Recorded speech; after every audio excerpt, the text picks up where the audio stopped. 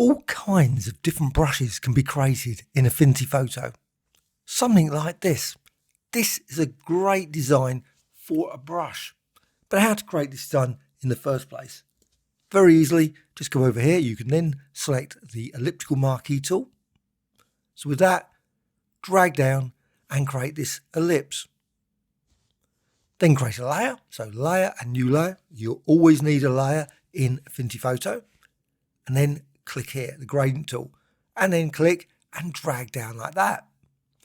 By default, it becomes linear. And you get this white to black. Well, what you can do, you can go here to Elliptical. And as soon as you've done that, you can then resize this. But you'll notice when you do that, weirdly for Elliptical, it's locked by default. Just go here, just click here. And now you can resize this. And also you can move this down. And as you do that, you can see you can create some quite interesting 3D-like designs very quickly using this feature. And you can obviously drag this down further if you want, and so on.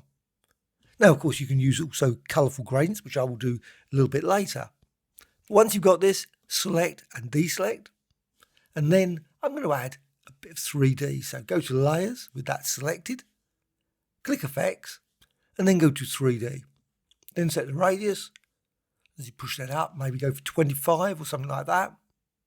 Also, maybe add a shadow. So put that about in the middle, I would say.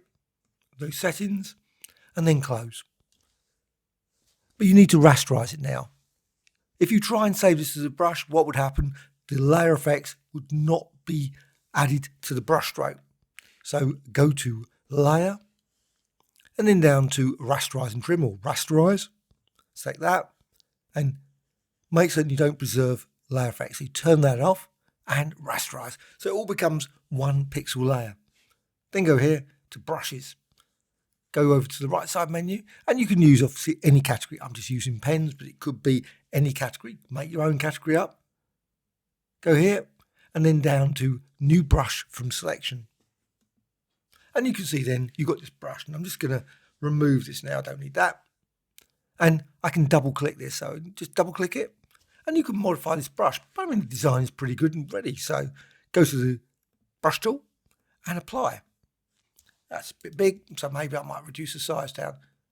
So just reduce it down, makes it 100% there. Also, I'm going for about 224. Also, I'm going to go for off for that. And also you can modify the spacing. So if you want, you can go for something like that.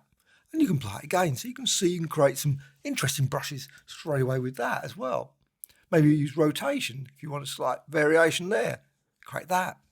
Now I'm using a mouse, but you can use obviously an art pad and pen if you're reasonable.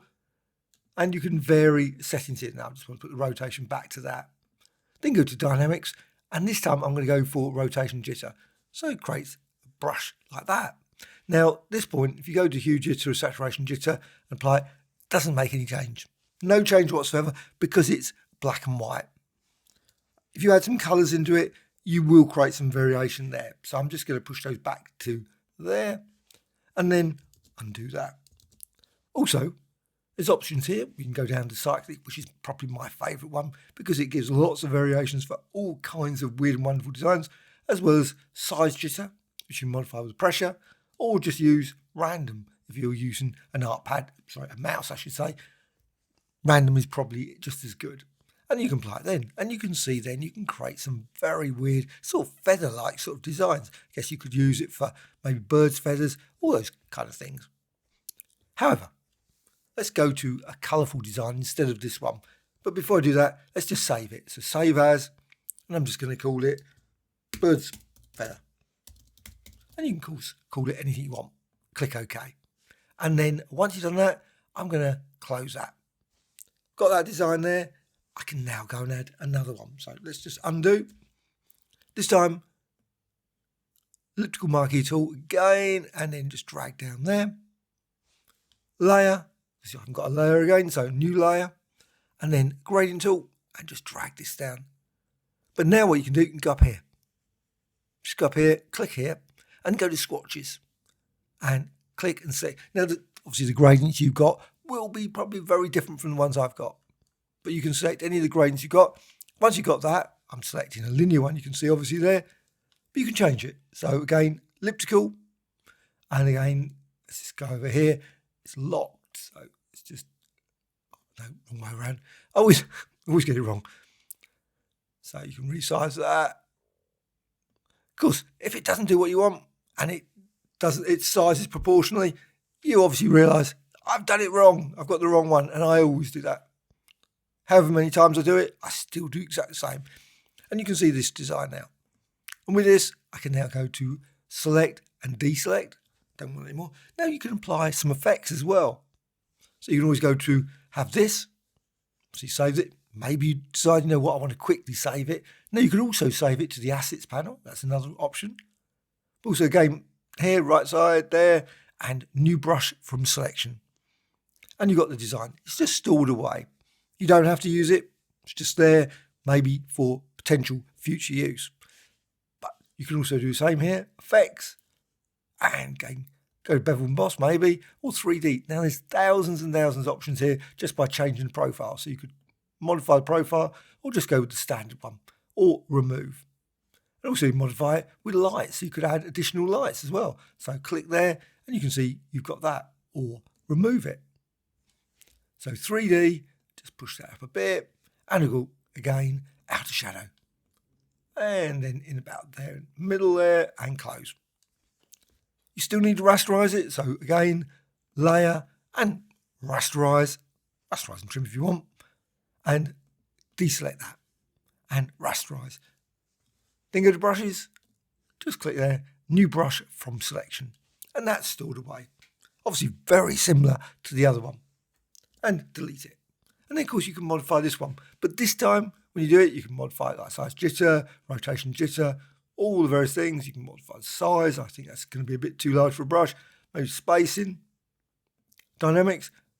Go with this one. You can go with cyclic and create sort of weird ones like that. And again, make certain you select the paintbrush tool there, and now you can apply it. And you can see now I'm using a mouse for this, so you can create some really interesting designs very rapidly using that. Fill the entire screen. Maybe use scatter. So you scatter there, and then obviously that spreads it rapidly across there, and then always push it back very quickly, and you've got your design there to add to that. And again, you can always apply additional effects to that. Maybe, let's just go back, so undo that. With this design, apply effect, filters, quite a good one is twirl. So just there, just add a little bit of a twirl, that, and click apply. But also what you can do, let's just close that now because I want to save it as a brush again. Maybe duplicate the design. So this time with that selected, that's the key thing, press return or enter on the keyboard. And this panel will pop up, move and duplicate. And you can click here to duplicate, maybe make it 11 or something like that, and horizontal. So let's just create a design like that. Just nice curvy design like that, and click OK. Well, want to select them all? Obviously if you do select one, it will only just create that as the brush. Select them all, right click and group, and I'm going to rasterize it and rasterize. So with this, I can now define this as a brush. Go over this menu, new brush from selection, got this design, delete it again, I don't want that anymore. And you can see then size jitter, you can modify that. Also modify rotation jitter, you can create some really interesting designs using that approach. And also, mentioned, now because it's got some colour in the gradient and that design, you can modify hue jitter, change that and saturation. And let's just go general spacing, let's push it really like that. And also dynamics, again, go with cyclic. Just try out cyclic, maybe rotation, again, cyclic.